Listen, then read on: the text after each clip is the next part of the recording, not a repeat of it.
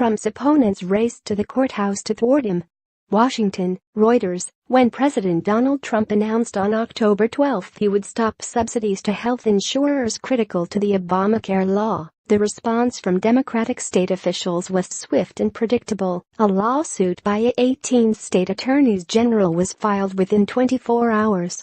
The race to the courthouse in response to presidential actions has become a familiar pattern since Trump took office in January, and early rulings in many of the lawsuits have, at least temporarily, hobbled key parts of the president's agenda. Many of the Republican president's most significant executive actions, in areas from immigration and transgender rights to energy and the environment, have been impeded by court rulings in cases brought by Democratic state and local officials as well as liberal advocacy groups. "We are more of a check on this administration than Congress," Democratic New York State Attorney General Eric Schneiderman said of state attorneys general. Similarly, important executive actions taken by Trump's Democratic predecessor Barack Obama were stymied by lawsuits filed by Republican state attorneys general, including one eventually decided by the Supreme Court that was intended to protect millions of immigrants in the country illegally from deportation. Since Trump took office, courts have at least temporarily blocked Trump's plans to. Trump has claimed some court victories too, including on October 25, when a federal judge in California refused the request by the state attorneys general to force the government to keep the subsidies to insurers under Obamacare, formerly known as the Affordable Care Act, in place as the litigation proceeds. That decision was more the exception than the rule. President Trump remains committed to protecting our national security and to eliminating excessive regulations that, if implemented, would destroy jobs, harm consumers and provide no meaningful benefit, a White House official, speaking on condition of anonymity, said in a statement provided to Reuters. The Trump administration is confident in its legal positions and looks forward to arguing and winning before the federal judiciary, the official added.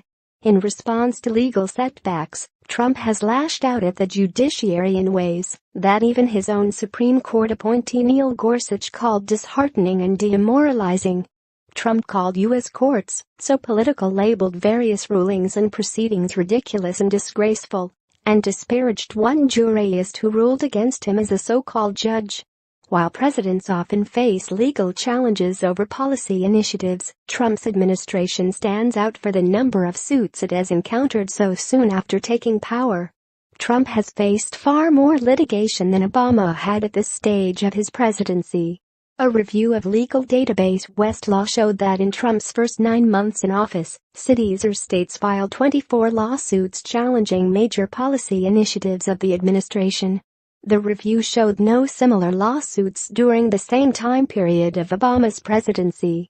Trump also faces numerous suits by advocacy groups and others challenging such actions as his termination of an Obama program that protected people brought into the United States illegally as children from deportation, and the authority of a presidential commission formed to investigate alleged voter fraud.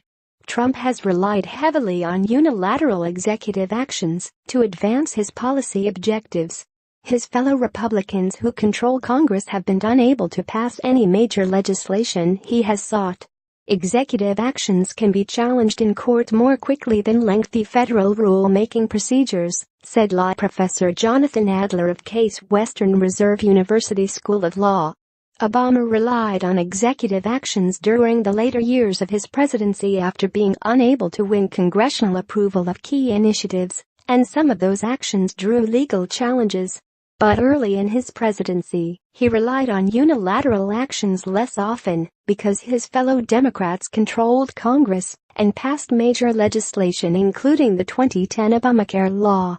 Shoot from the hip. Some legal experts say the haste with which Trump drafted some of his policy initiatives may have helped those challenging the actions because the orders were not sufficiently vetted. This administration is more willing to shoot from the hip when compared with the Obama administration, Adler said. That is how San Francisco City Attorney Dennis Herrera, a Democrat, saw Trump's executive order on sanctuary city funding, which Herrera calculated could jeopardize up to $2 billion in federal funds for his city. Herrera said he saw Trump's action as designed to appeal to a